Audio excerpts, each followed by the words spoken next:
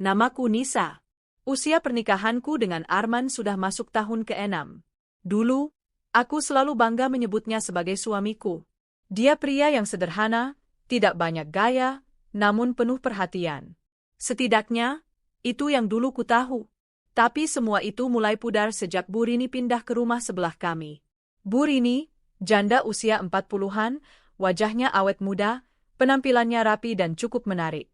Suaminya meninggal karena serangan jantung 2 tahun lalu, dan ia memutuskan pindah ke kota ini agar lebih dekat dengan keluarga, begitu katanya saat perkenalan.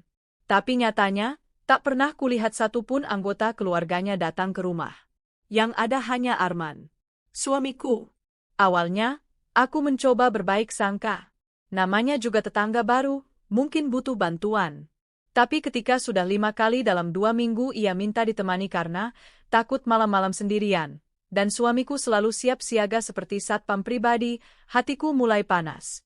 Mas, malam ini kamu ke rumah Bu Rini lagi? Tanyaku suatu malam saat kulihat Arman mengganti bajunya. Sebentar aja, sayang. Dia cuma minta ditemani sampai dia tidur. Katanya tadi siang sempat ada suara aneh di belakang rumahnya. Kasihan juga dia sendirian, jawab Arman sambil merapikan rambutnya, seakan ia benar-benar percaya bahwa wanita itu hanya butuh teman ngobrol. Kenapa gak suruh dia pasang CCTV aja? Atau panggil tetangga lain? Tanyaku, mulai menahan amarah. Arman mendesah kesal. Kamu itu jangan suuzon, Nisa. Ibu itu janda, masa kamu tega dia ketakutan tiap malam? Aku terdiam. Tidak ingin memperpanjang perdebatan. Tapi hatiku tidak bisa tenang.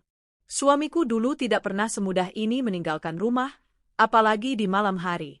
Sekarang, tanpa sedikit pun rasa bersalah, ia duduk berjam-jam di rumah wanita lain. Malam itu aku menunggu. Jam 9, belum pulang. Jam 10, belum juga. Jam 11, tak ada kabar. Aku mencoba menelepon, tapi hanya dijawab dengan pesan singkat, bentar lagi pulang. Aku tertidur di sofa, sendirian, lampu masih menyala.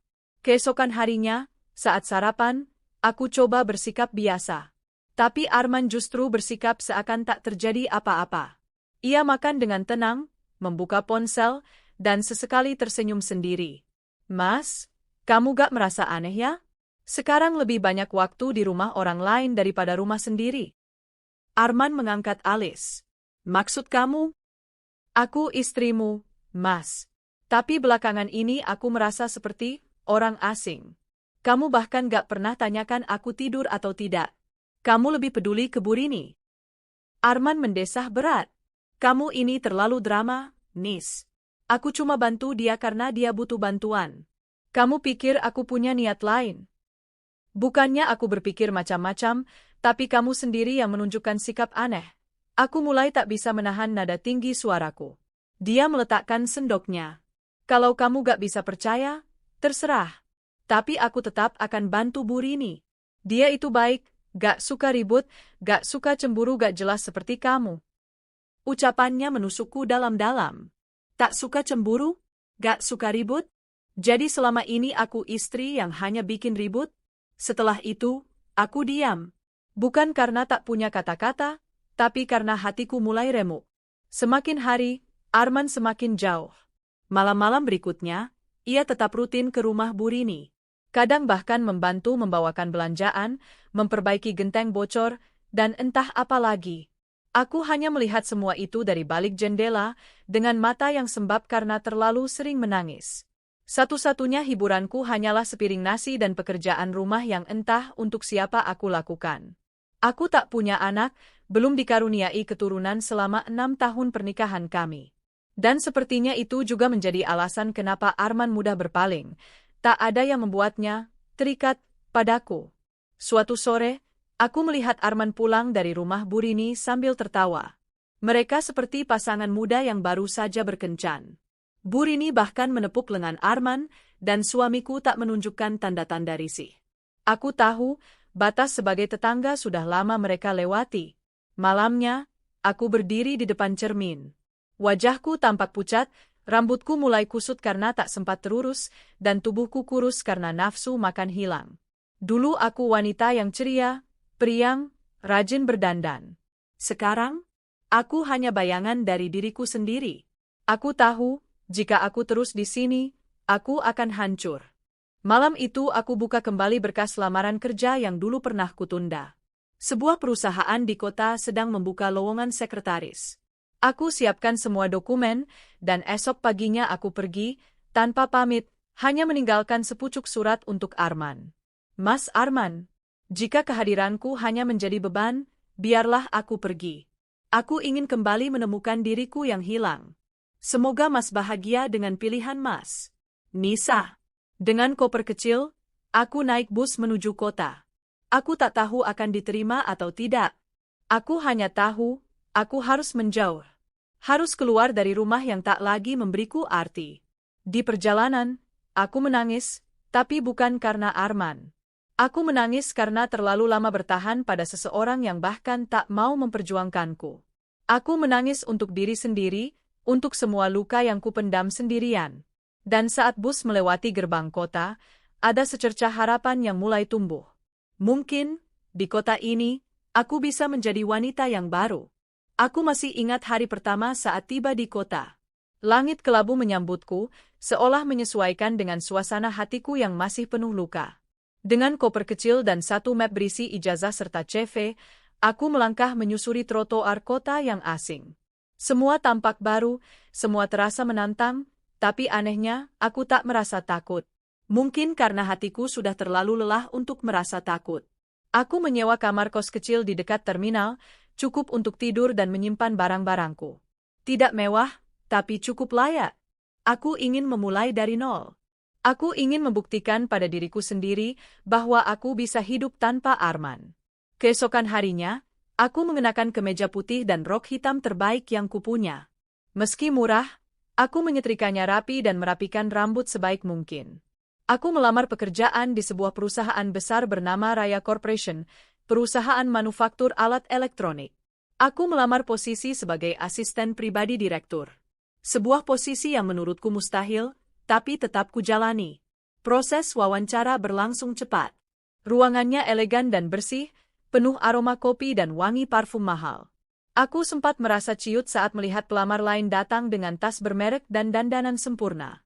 Tapi aku menguatkan diri. Aku punya satu kelebihan, ketulusan. Nama saya Nisa, Bu. Saya pernah mengelola toko kecil bersama suami saya, mengurus rumah tangga, membuat laporan keuangan sederhana, dan mengatur jadwal kegiatan harian. Saya tidak punya pengalaman profesional, tapi saya cepat belajar, ujarku dengan suara bergetar namun jujur. HRD yang mewawancaraiku tersenyum. Kami tidak hanya mencari pengalaman, Bu Nisa, tapi juga integritas. Kami akan pertimbangkan, ya. Tunggu kabar dari kami minggu depan.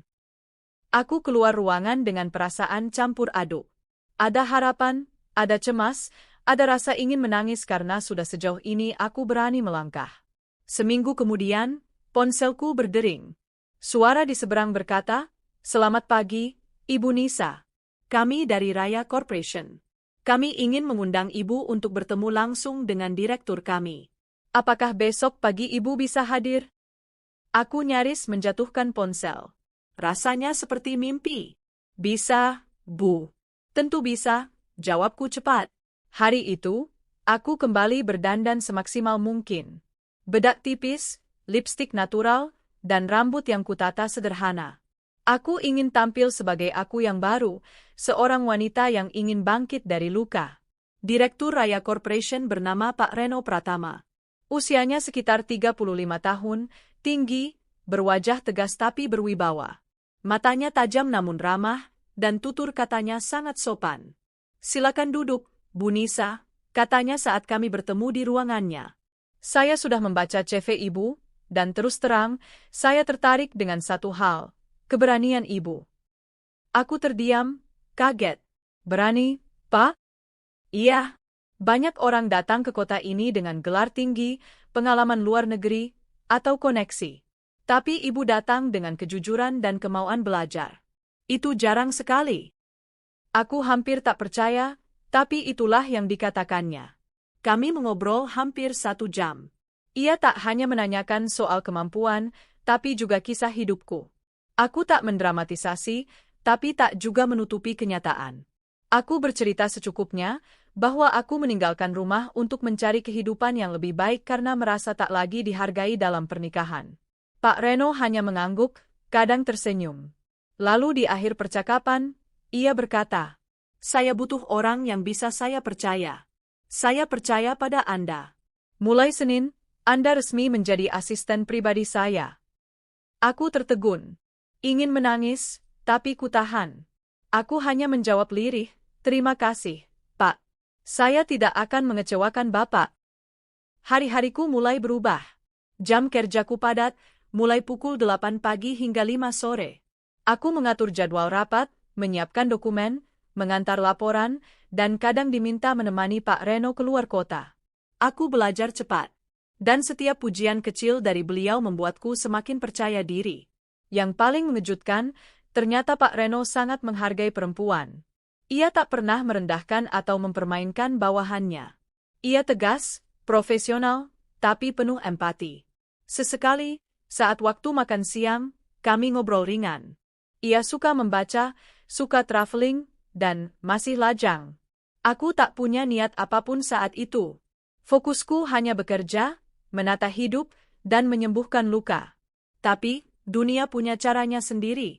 Satu malam, Pak Reno mengajakku makan malam usai rapat mendadak di luar kota. Kami makan di restoran yang elegan namun tenang. Di sana, kami bicara lebih dalam. Saya tahu Bu Nisa sudah melalui banyak luka. Tapi tahukah Ibu? Justru dari luka, seseorang bisa lahir kembali jauh lebih kuat, ucapnya sambil menatap mataku. Aku mengangguk pelan. Saya belajar banyak dari rasa sakit, Pak. Saya tak ingin membenci masa lalu. Saya hanya ingin tidak lagi tinggal di dalamnya. Pak Reno tersenyum. Kalau begitu, izinkan saya jadi bagian dari masa depan Ibu. Dad, aku terdiam. Mataku membulat pelan. Jantungku berdegup kencang. Perkataannya lembut, tapi mengandung makna yang dalam. Ia menatapku penuh keyakinan. Bukan sekadar pria yang tertarik, tapi seseorang yang siap menghargai. Beberapa minggu setelah itu, Pak Reno melamarku. Tidak dengan pesta mewah atau cincin berlian, tapi dengan kata-kata yang membuatku menangis. Aku ingin kau berdiri di sampingku, bukan sebagai bawahan, tapi sebagai pasangan. Aku tidak peduli masa lalumu. Yang aku tahu, kamu adalah wanita kuat, jujur, dan pantas untuk dicintai sepenuhnya. Aku mengangguk sambil menangis.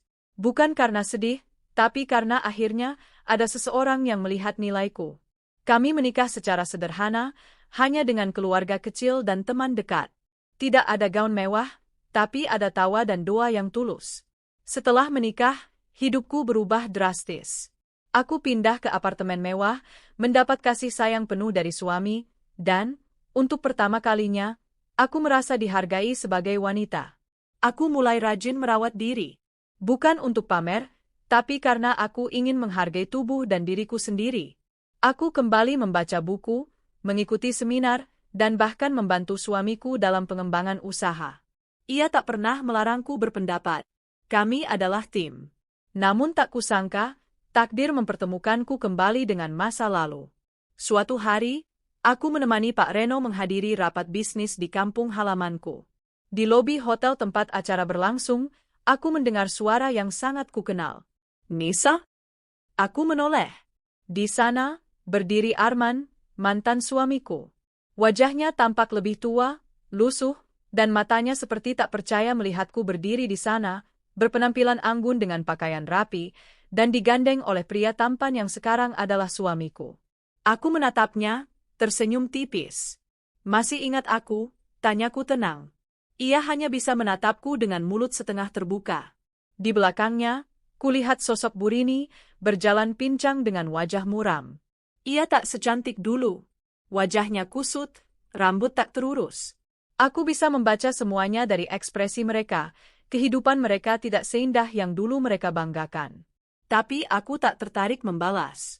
Aku hanya berkata pelan, "Terima kasih, karena kalian berdua telah melepaskanku dari keterpurukan. Tanpa luka itu, aku tak akan bisa berdiri sekuat ini." Aku menggenggam tangan suamiku, dan kami melangkah masuk ruang rapat. Di balik punggungku, aku tahu Arman sedang menatapku dengan tatapan penuh penyesalan. Tapi penyesalan selalu datang terlambat.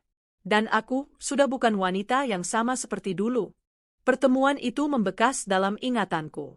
Bukan karena aku masih menyimpan perasaan pada Arman, tidak, sama sekali tidak. Tapi karena melihat dengan mata kepala sendiri bagaimana takdir bisa berputar secepat itu. Lelaki yang dulu mencampakkanku kini memandangku seakan menyesali setiap detik yang telah ia buang bersama wanita yang dulu ia bela mati-matian. Setelah keluar dari ruang rapat, aku dan Pak Reno makan malam di restoran hotel. Suamiku memperhatikan wajahku yang sesekali termenung. "Kamu masih kepikiran soal tadi?" tanyanya lembut. Aku mengangguk pelan. Bukan karena aku masih ada rasa, tapi rasanya aneh. Dulu aku yang dipandang sebelah mata, sekarang aku yang melihat mereka dari atas. "Kalau kamu ingin bicara atau meluapkan apapun, aku di sini," ujarnya sambil menggenggam tanganku. Mataku berkaca-kaca. Aku sangat menghargai cara Pak Reno memahami luka-luka masa laluku. Ia tidak menuntutku untuk melupakan. Ia membantuku untuk berdamai. Malam itu, saat kembali ke kamar hotel, aku duduk di depan cermin. Aku melihat diriku, bukan lagi Nisa yang dulu. Rambutku kini panjang dan terawat, kulitku lebih cerah, dan mataku tak lagi menyimpan rasa takut. Aku bangkit bukan untuk membalas dendam, tapi untuk menemukan diriku yang pantas dicintai. Tak lama kemudian, handphoneku bergetar. Sebuah pesan WhatsApp masuk dari nomor asing. "Nisa, ini aku, Arman. Boleh kita bicara sebentar saja? Aku mohon." Aku salah, aku bodoh. Tanganku gemetar. Jantungku berdetak cepat. Bukan karena rindu, tapi karena aku tahu. Inilah saatnya menghadapi luka itu untuk terakhir kalinya. Keesokan paginya, aku mengizinkan Arman bertemu di taman hotel, tempat terbuka agar tak ada kesan pribadi. Aku datang sendiri, mengenakan blus putih dan celana krem. Penampilanku santai, tapi anggun. Arman sudah duduk lebih dulu. Wajahnya kuyu, matanya sembab. "Nisa," katanya lirih saat aku tiba. Aku duduk tanpa menjawab. Menatapnya dengan tatapan datar, bukan penuh benci, tapi tanpa harapan. Aku tahu, aku gak pantas minta maaf. Tapi aku tetap ingin minta maaf. "Aku menyesal, Nis. Sangat menyesal," ucapnya. "Menyesal karena aku sukses? Atau karena hidupmu sekarang tak seperti yang kamu bayangkan?" tanyaku langsung. Arman menunduk. "Aku kehilangan segalanya. Bu Rini, dia bukan seperti yang aku kira. Setelah kamu pergi, dia mulai mengatur semuanya. Aku gak bisa ambil keputusan tanpa persetujuannya. Dia jadi cemburuan, posesif, bahkan uangku dia atur semua. Sekarang aku kerja serabutan, karena aku berhenti dari tempat lama demi menuruti keinginannya pindah ke kota."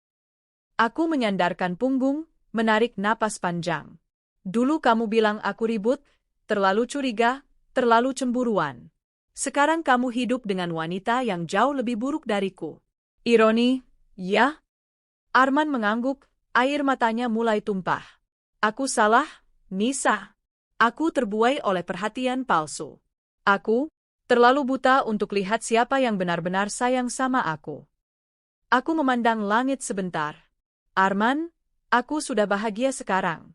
Aku sudah menikah dengan pria yang benar-benar menghargai aku, bukan karena tubuhku, bukan karena statusku, tapi karena aku adalah aku. Aku tahu, aku lihat kamu kemarin. Kamu cantik, kamu anggun, kamu berubah jauh lebih baik." Aku tersenyum tipis. Karena aku membebaskan diriku dari luka. Dan itu dimulai sejak aku meninggalkan kamu. Ia mencoba menggapai tanganku, tapi aku menariknya pelan. "Kamu tidak berhak menyentuhku lagi, Arman. Aku datang ke sini bukan untuk membuka masa lalu, tapi untuk menutupnya." Air mata Arman jatuh semakin deras. Ia seperti pria yang benar-benar kehilangan pijakan hidupnya. Tapi bagiku, ia hanyalah bagian dari kisah yang sudah selesai. Aku berdiri. "Terima kasih karena sudah mengkhianatiku dulu. Karena itu, aku bisa bertemu seseorang yang jauh lebih baik. Dan maaf, aku tidak akan pernah kembali." Aku melangkah meninggalkannya. Kali ini, tanpa ragu. tanpa menoleh. Beberapa minggu setelah kejadian itu, aku mendengar kabar dari salah satu teman lama di kampung. Arman dan Bu Rini terlibat pertengkaran hebat. Bisnis kecil yang mereka jalani bangkrut. Bu Rini meninggalkannya dan kembali ke rumah saudaranya. Arman hidup sendiri, bekerja serabutan, dan sering terlihat termenung di warung kopi. Aku hanya mengangguk pelan saat mendengar cerita itu. Aku tidak merasa senang atau puas. Aku hanya netral. Luka itu sudah sembuh, dan aku sudah berjalan jauh dari tempat gelap itu. Di sisi lain, kehidupanku bersama Pak Reno semakin indah. Kami merencanakan untuk membuka cabang baru perusahaan di luar kota, dan aku dipercaya sebagai pengelola administrasi utamanya. Aku bahkan mulai mengambil kelas online untuk memperdalam ilmu manajemen. Yang lebih membahagiakan, 1 tahun setelah pernikahan kami, aku dinyatakan hamil. Berita itu membuatku menangis bahagia di ruang pemeriksaan dokter. Suamiku memelukku erat, mencium keningku, dan berkata, "Akhirnya, Tuhan titipkan amanahnya untuk kita." Aku menyentuh perutku. Aku membayangkan bayi kecil di sana, tumbuh dari wanita yang dulu pernah merasa hancur. Kini, aku menjadi ibu. Bukan hanya ibu dari anak kami, tapi ibu bagi diriku sendiri yang belajar kembali mencintai, menghargai, dan menerima siapa aku sebenarnya. Suatu malam, aku berdiri di balkon apartemen kami yang menghadap kota. Lampu-lampu berkelap-kelip seperti bintang di bumi. Suamiku memelukku dari belakang. "Kamu bahagia?" tanyanya lembut. Aku mengangguk pelan. "Lebih dari kata bahagia, Mas. Aku bersyukur." Aku memejamkan mata. Dulu aku pernah merasa tak berharga. Dulu aku pernah ingin menyerah. Tapi kini, hidup memberiku pelukan hangat dalam wujud cinta yang sesungguhnya. Dan jika suatu hari nanti Arman masih menyesaliku, biarlah. Itu urusannya dengan hatinya. Aku sudah memaafkannya. Tapi aku tak akan pernah kembali. Hari-hari berlalu dengan cepat sejak kehamilanku dinyatakan. Rasanya seperti mimpi, bukan hanya karena aku tak menyangka bisa hamil setelah bertahun-tahun didiagnosa sulit punya anak, tapi juga karena aku menjalani semuanya dalam keadaan yang jauh lebih baik daripada masa lalu. Suamiku, Reno, tak pernah melewatkan satupun jadwal kontrol ke dokter. Ia menyiapkan makanan sehat, membaca buku-buku tentang kehamilan, bahkan merekam suara untuk dibacakan ke perutku tiap malam. "Biar anak kita dengar suara ayahnya sejak dalam kandungan," katanya. Aku sering tersenyum sambil menatap wajahnya, seseorang yang dulu hadir di hidupku saat aku benar-benar merasa tak punya siapa-siapa. Saat semua orang seakan menjauh, dia justru datang dan membukakan pintu lebar-lebar. Pagi itu, aku sedang duduk di taman kantor sambil menunggu jadwal rapat, ketika telepon dari nomor tak dikenal masuk. Awalnya aku ragu menjawab, tapi rasa penasaran mengalahkan segalanya. "Halo," kataku pelan. "Halo, ini Nisa?" Suara perempuan di ujung sana terdengar ragu. "Iya, ini siapa ya?" "Aku, Rini. Bu Rini. Yang dulu, tetanggamu." Aku terdiam beberapa detik. Suara itu masih kuingat, dulu terdengar manja dan menggoda, kini seperti perempuan yang kehilangan arah. "Ada perlu apa, Bu Rini?" tanyaku datar. "Aku tahu mungkin kamu benci aku. Dan kamu berhak. Aku cuma pengen minta maaf. Aku salah udah ngerebut suamimu, dan sekarang aku juga tahu rasanya disia-siain. Arman, dia ninggalin aku. Setelah uangnya habis, dia kabur. Katanya dia nyesel, katanya hidupnya hancur karena aku." Aku memejamkan mata. Ada sedikit bagian dalam diriku yang ingin berkata, "Rasakan itu." Tapi, aku tahu, jika aku melakukannya, aku akan kembali ke diriku yang lama, penuh luka dan dendam. Aku sudah maafin kalian sejak lama, Bu. Tapi itu bukan berarti aku ingin mengingat semuanya lagi. "Jadi kamu nggak akan kembali ke Arman?" "Dia sekarang suka datang ke rumah minta makan, minta uang. Aku muak. Aku nyesel. Maaf, Bu Rini. Masa laluku sudah kututup. Dan aku harap ibu juga bisa berdamai dengan pilihan hidup ibu sendiri." Aku menutup telepon dengan perasaan campur aduk. Tapi satu yang pasti, kali ini aku benar-benar merasa lega. Aku sudah berada di titik di mana permintaan maaf mereka tidak lagi menyakitiku, karena aku sudah sepenuhnya sembuh. 3 bulan kemudian, aku melahirkan seorang bayi laki-laki yang sehat dan tampan. Kami menamainya Ryan Alfarizi Reno. Tangisnya di ruang bersalin menjadi suara paling indah yang pernah kudengar. Air mata bahagia membasahi wajahku saat pertama kali ia kugendong. Selamat datang di dunia, nak. Dunia yang dulu sempat menghancurkan ibumu, tapi juga yang membuat ibumu jadi sekuat ini agar bisa menjagamu, bisikku pelan. Reno mencium keningku.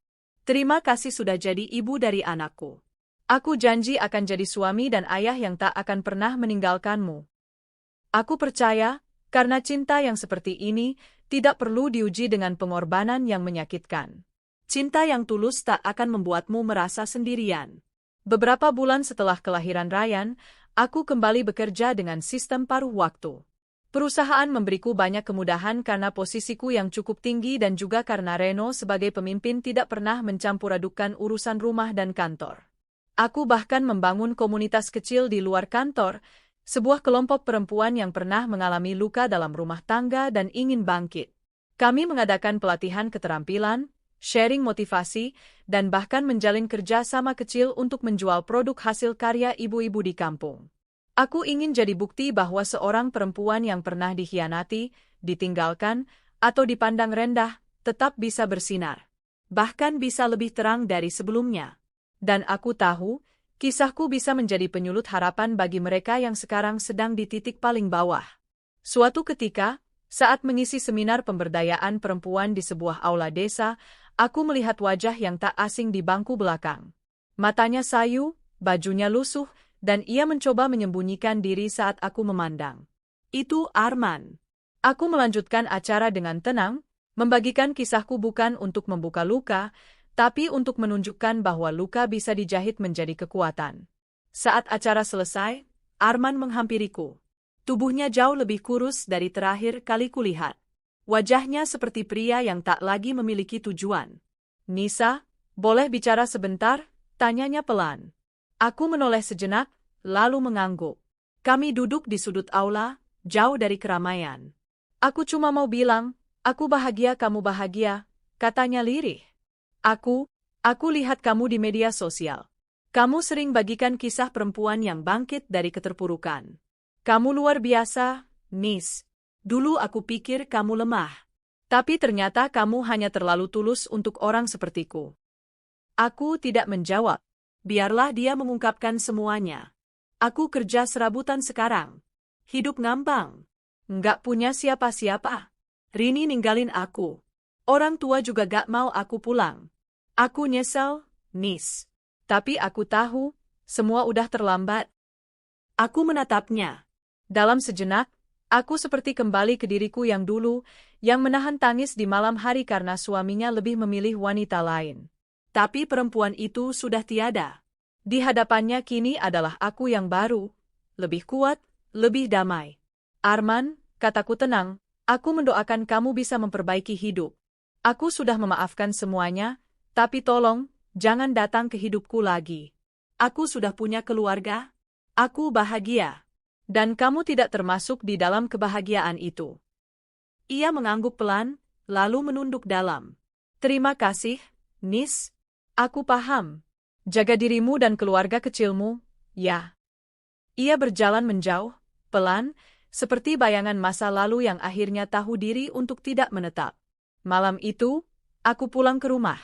Ryan sudah tertidur di pelukan Reno. Aku memandangi mereka dengan mata basah. Bukan karena sedih, tapi karena begitu banyak rasa syukur yang mengalir. Aku duduk di samping Reno, menyender di pundaknya. Hari ini aku resmi menutup semua pintu masa lalu, kataku lirih. Reno mengusap rambutku lembut. Pintunya sudah lama tertutup, sayang. Hari ini kamu hanya menguncinya. Aku tersenyum, memeluknya erat. Perjalanan hidupku bukan kisah yang mulus. Banyak luka, banyak air mata, banyak pengkhianatan. Tapi semua itu membentukku.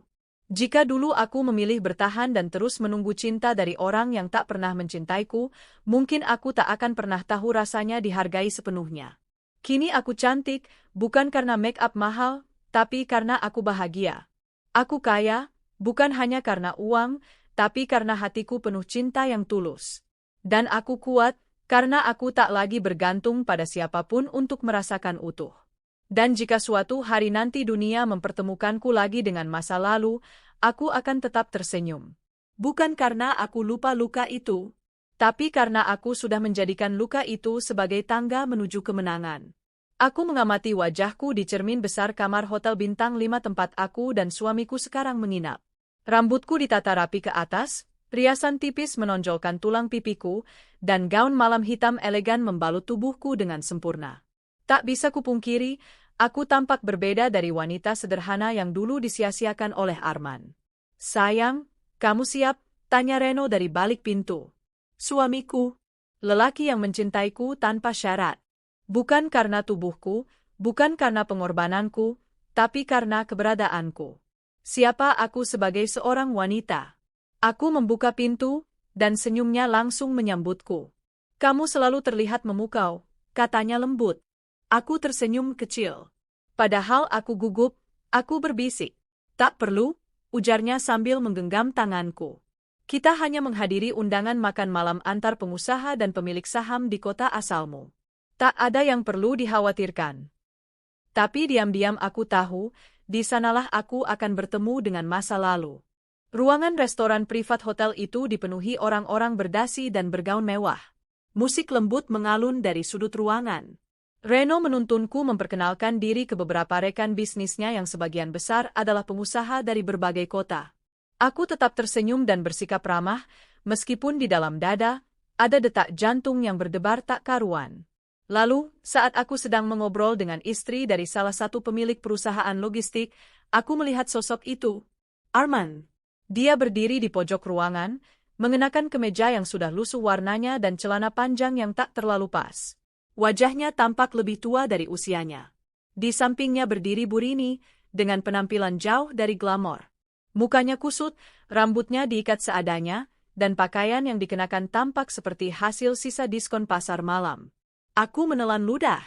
Waktu seolah berhenti. Mataku dan mata Arman bertemu. Dia mematung. Terlihat jelas kejutan di wajahnya. Tak lama, dia membisikkan sesuatu pada Burini, lalu berjalan pelan ke arahku. Aku tetap berdiri tegak. Reno masih mengobrol dengan rekan bisnisnya tak jauh dari tempatku. Aku bisa menghadapi ini sendiri. Astri, suara itu keluar perlahan, serak, penuh ketidakpercayaan. Aku mengangguk pelan. Iya. Lama tak bertemu, Arman. Dia terdiam, memandangku dari atas sampai bawah. Kamu berubah. Kamu cantik sekali sekarang. Aku tersenyum samar. Terima kasih. Kamu juga tampak berbeda. Ia menggaruk kepalanya yang tidak gatal. Kamu tinggal di kota ini? Aku menggeleng. Aku tinggal di Jakarta. Aku datang ke sini mendampingi suamiku, Pak Reno, dalam urusan bisnis. Arman menoleh ke arah Reno. Ekspresi wajahnya langsung berubah. Ada ketegangan yang jelas tampak di sana. Jadi, kamu sudah menikah lagi? Sudah. Dan sangat bahagia. Jawabku tegas, tanpa keraguan sedikit pun. Wajah Arman seperti kehilangan warna. Ia membuka mulutnya, tapi tak ada suara yang keluar. Arman, teriak Burini dari kejauhan dengan suara nyaring yang membuat beberapa tamu menoleh. Kamu ngapain ngobrol sama dia? Sini bantuin aku ambil makanan. Wajah Arman langsung berubah panik. Dia tersenyum kikuk padaku. Maaf, aku harus pergi. Aku mengangguk. Silakan. Dia melangkah mundur, lalu berbalik dan kembali pada Burini yang langsung menarik lengannya kasar. Aku melihat bagaimana mereka bertengkar kecil di sudut ruangan. Burini terlihat memarahi Arman, dan Arman hanya menunduk, seperti pria yang sudah kehilangan semua harga dirinya. Reno menghampiriku, mengusap punggungku lembut. Kamu nggak apa-apa? Aku mengangguk. Aku hanya baru saja bertemu dengan masa laluku. Suamimu yang dulu? Iya. Reno menggenggam tanganku erat. Mau kita pergi sekarang? Aku menggeleng. Tidak. Aku ingin dia melihat sendiri betapa aku kini tak lagi menjadi perempuan lemah yang ia remehkan. Keesokan harinya, Saat Reno menghadiri pertemuan di kantor mitra bisnisnya, aku memilih duduk di kafe hotel, menyeruput cappuccino sambil membaca email kerja. Lalu, sebuah suara membuatku menoleh. Astri, boleh aku bicara sebentar? Arman. Aku menutup laptop dan menatapnya dengan dingin. Apa yang ingin kamu bicarakan? Dia duduk tanpa permisi, menatapku dengan mata memohon. Aku tahu aku banyak salah. Tapi aku benar-benar nggak nyangka kamu bisa berubah sedrastis ini. Aku menyesal, Astri. Aku meneguk kopi, lalu berkata, menyesal karena melihat aku bahagia dan cantik? Atau karena hidupmu sekarang tak seindah yang kamu bayangkan bersama janda itu? Arman tertunduk. Aku salah. Aku kira Burini akan jadi istri yang baik. Tapi ternyata dia kasar, pencemburu, dan selalu curiga. Bahkan dia nggak percaya aku kerja keras. Dia selalu menuduhku selingkuh. Aku capek, Astri. Aku menghela napas pelan. Aku pun dulu capek, Arman. Saat kamu lebih memilih menemani dia di malam-malam panjang, meninggalkanku sendirian. Saat kamu tak peduli air mataku. Aku menunggu dan menunggu, tapi kamu bahkan tak sadar aku terluka. Dia tampak malu. Aku minta maaf sungguh. Kalau aku diberi kesempatan, aku ingin memperbaiki semuanya. Aku menatap wajahnya lekat-lekat. Dulu, wajah itu adalah rumah bagiku. Sekarang, hanya lembar kenangan yang tak ingin kuingat lagi. Arman, duniaku sudah berbeda sekarang. Aku sudah memulai hidup baru. Suamiku saat ini mencintaiku, menghargai setiap detikku bersamanya.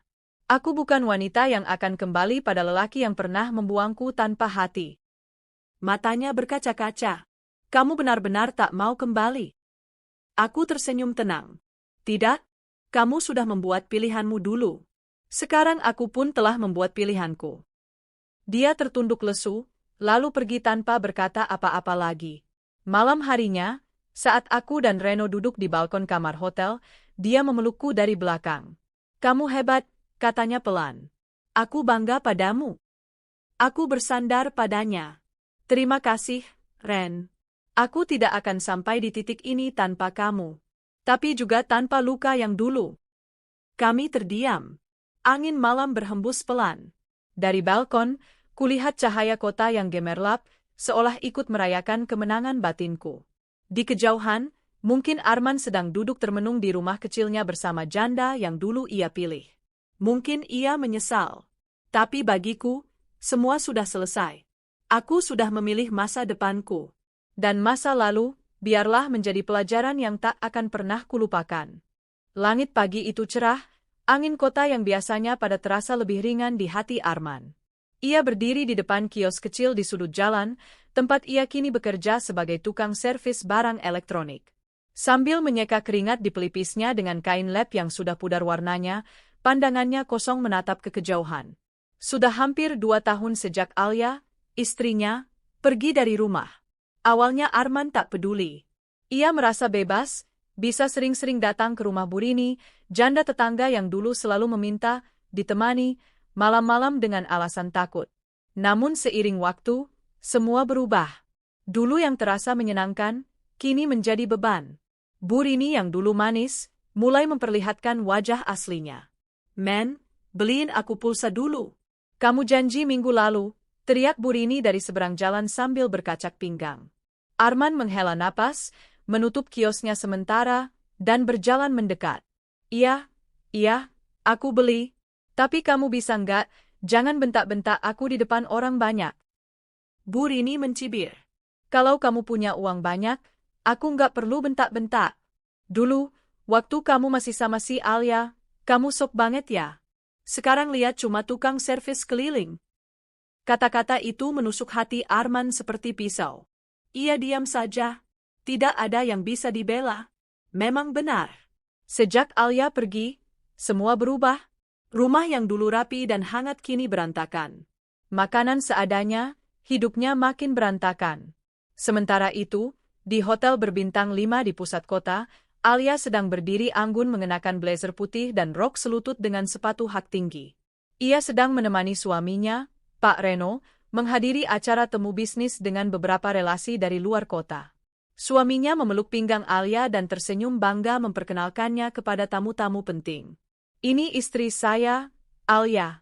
Pendamping hidup saya yang luar biasa. Mereka semua mengangguk kagum, memuji kecantikan dan kelembutan Alia. Tidak ada yang menyangka, wanita elegan itu dulunya hanyalah istri dari seorang tukang servis. Setelah acara usai, Reno dan Alia berencana mengunjungi kota kecil tempat Alia dulu tinggal. Reno hendak menjajaki peluang bisnis dengan membeli lahan untuk mendirikan cabang toko elektronik modern di daerah tersebut. Alia mengiyakan dengan sedikit ragu. Hatinya menegang saat membayangkan kemungkinan bertemu Arman.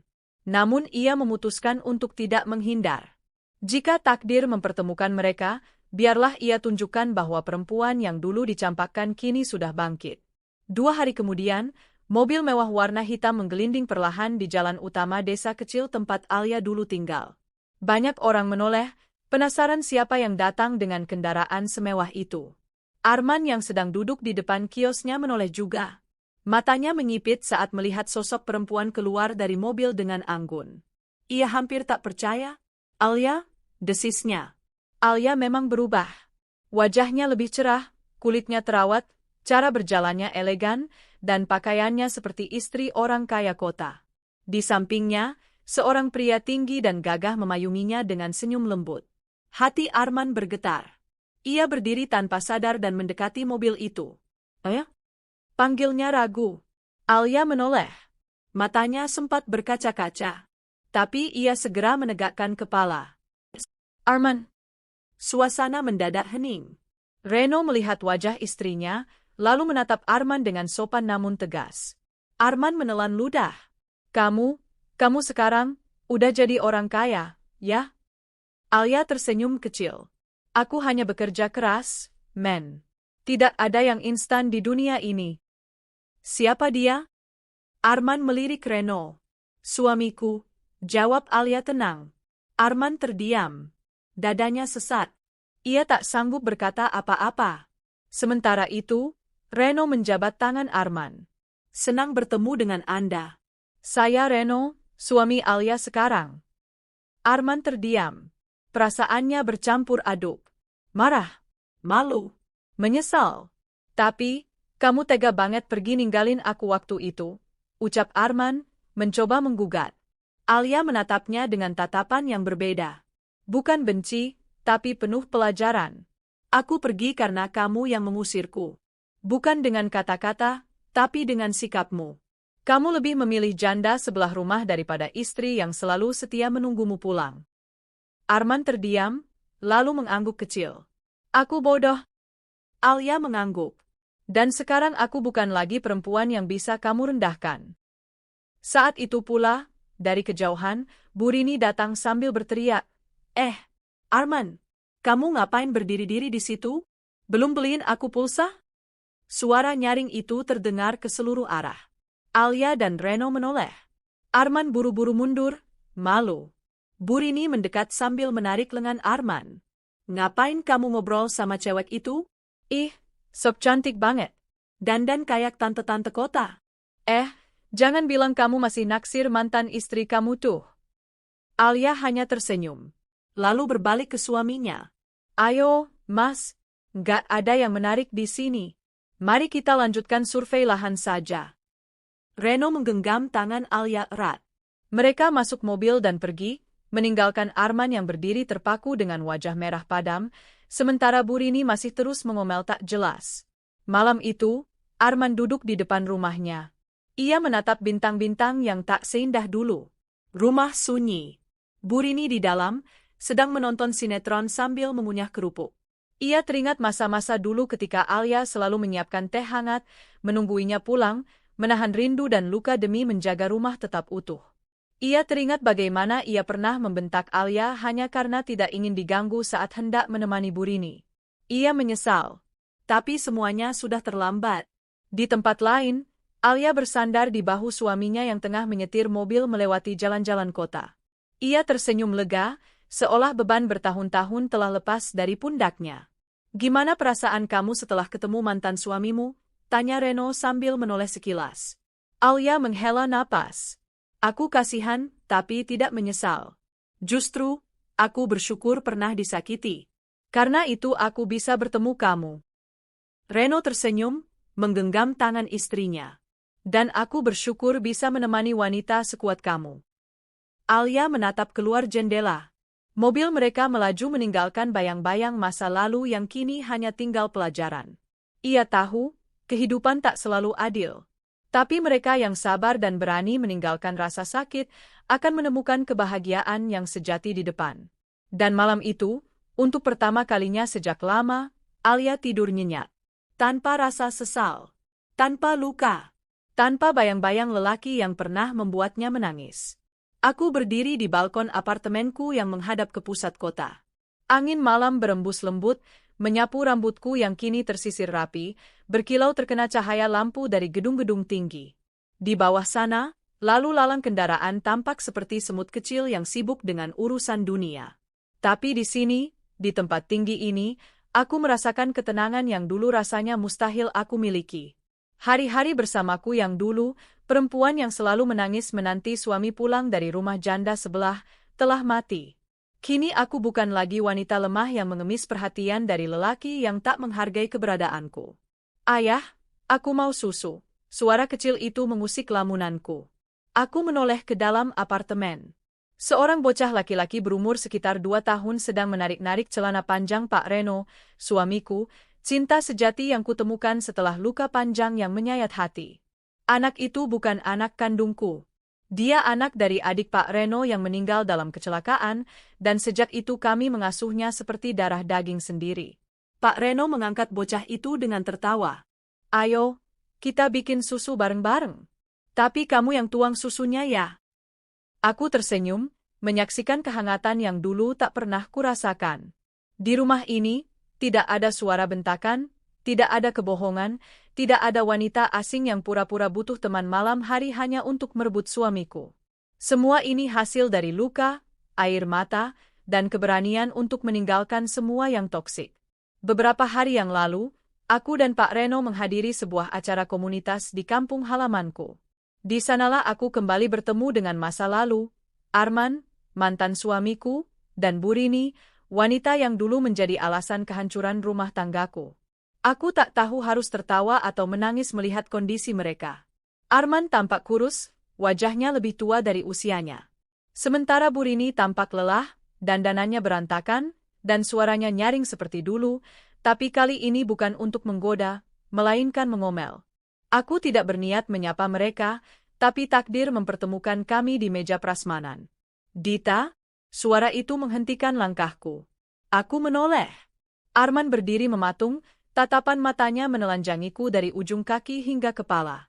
Aku tahu apa yang ada di pikirannya. Dia tak menyangka wanita yang dulu ia tinggalkan dalam tangis, kini berdiri anggun dengan gaun elegan, mengenakan heels mahal dan kalung mutiara, digandeng pria tampan yang terlihat seperti pangeran dalam dunia nyata. Arman, ucapku datar. Dia tersenyum kikuk. Kamu berubah.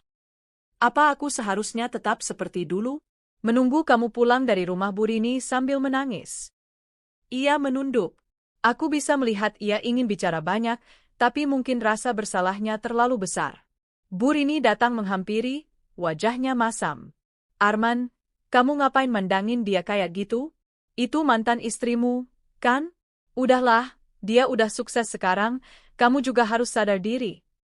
Aku tersenyum kecil mendengar itu. Sadar diri. Kalimat yang dulu Bu Rini gunakan untuk menyindirku, karena aku tak bisa mempertahankan suami, kini ia gunakan untuk suaminya sendiri. Pak Reno menggenggam tanganku erat. Ayo, sayang, katanya lembut. Aku nggak suka kamu terlalu lama berdiri di antara orang-orang yang menyakiti kamu dulu. Aku melangkah pergi, meninggalkan Arman dan Rini dalam kebisuan. Tidak ada amarah, tidak ada dendam. Hanya rasa lega, karena aku berhasil lepas dari hubungan yang merusak harga diriku sendiri. Malam itu setelah kami pulang, aku duduk di ruang kerja, memandangi foto lamaku di dalam laptop. Foto itu adalah aku, dengan wajah lelah, daster kusam, dan tatapan mata penuh kesedihan. Dulu aku tak tahu betapa menyedihkannya aku tampak saat itu.